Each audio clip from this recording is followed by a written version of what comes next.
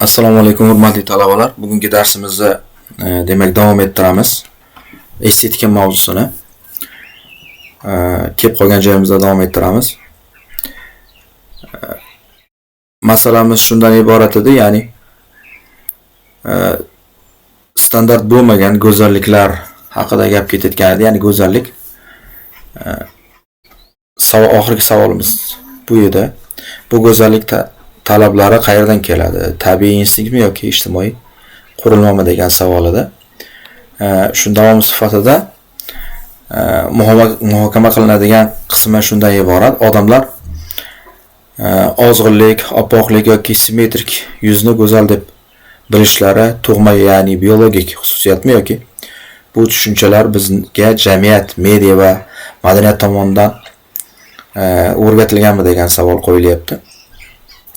Xo'p, bu savolni qo'yar ekanmiz, bu haqida gapirar ekanmiz, nima haqida ko'proq fikr yuritishimiz kerak.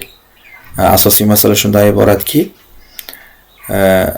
ya'ni jamiyat, televideniya, ijtimoiy tarmoqlar, atrofimizdagi insonlar bizning go'zallik haqidagi tasavvurlarimizga yoki didimizga, tushunchalarimizga ta'sir o'tkazadimi degan savol qo'yilyapti.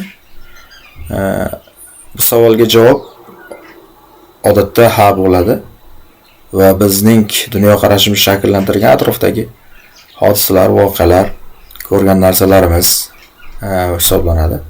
Misol masalan, qadimgi Afrika yoki Osiyo madaniyatida to'lishgan tana go'zallik belgisi bo'lgan. Demak, go'zallik doimo bir xil bo'lmagan. O'sha Yevropada ham, o'rta asrlar Yevropasida ham yoki o'sha antik Yevropada ham to'lishgan tana bir muncha ayollarga nisbatan nazarda tutilyapti. Go'zallik ramzi hisoblangan.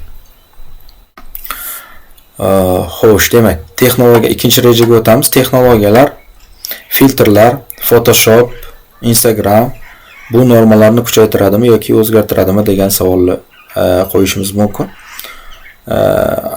O'zingizga ma'lum, hozirgi davrda texnologiyalar rivojlanib ketdi. Ya'ni ijtimoiy tarmoqlardagi bo'lmasam kelinki raqamli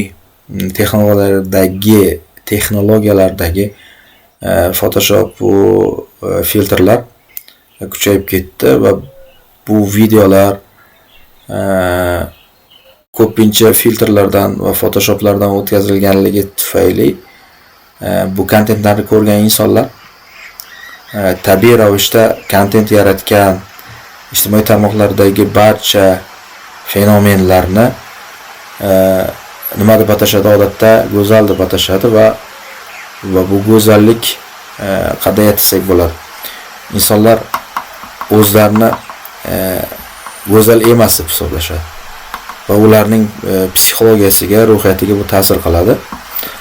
Bu yerda asosiy savol shuni qo'yish mumkinki, zamonaviy texnologiyalar, masalan, yuzni nozik qiluvchi filtrlar mavjud go'zallik standartlarini mustahkamlab, barchani bir xil ko'rinishga intilishga majbur qilyapti degan savol qo'yilyapti.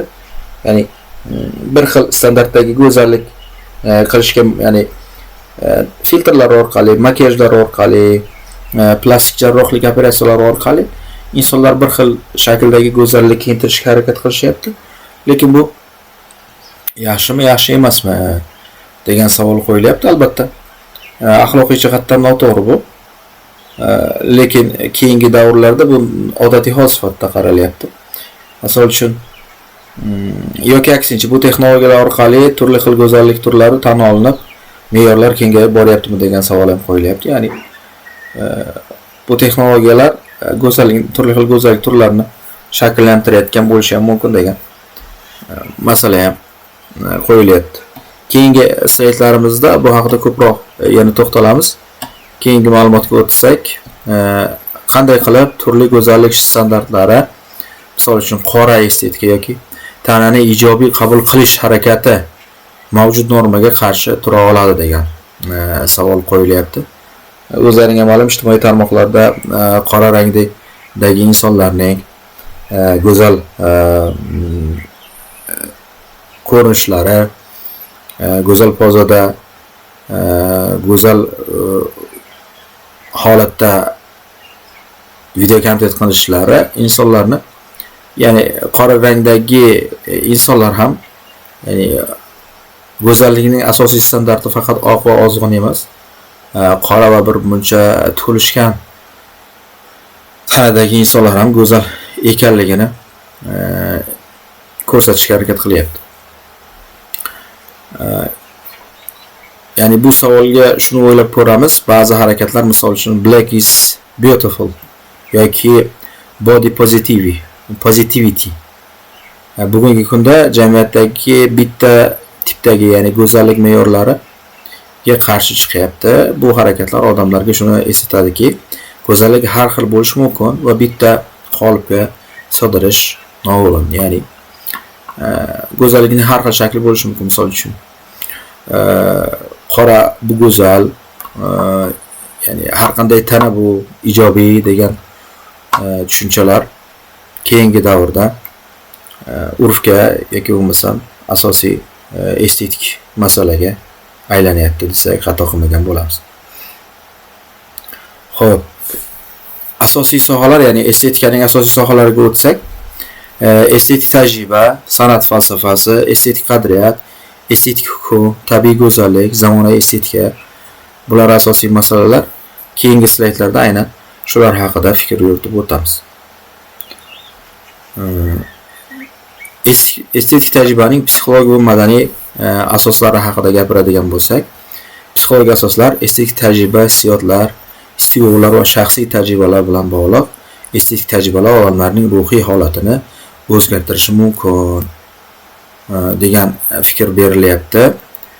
Yoki bo'lmasam madaniy asoslar estetik qadriyatlar madaniyat va an'analar orqali o'zgaradi. Turli xalqlar o'rtasida farq mavjud. Ya'ni madaniy asoslarda turli xalqlar orasida farq mavjud bo'ladi, chunki qadimdan